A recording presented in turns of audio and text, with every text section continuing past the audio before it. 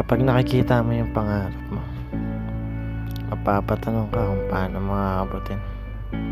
Tapos mapapaisip ka kung bakit kailangan mong gawin. Kakaibang sigla at excitement. Mapapasana all ka sabay sabing sana ako din.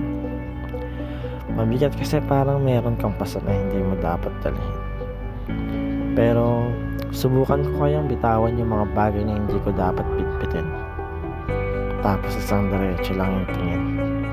Kasi kahit paghandaan mo mula umpisa hanggang dulo sa gitna may problema pa din.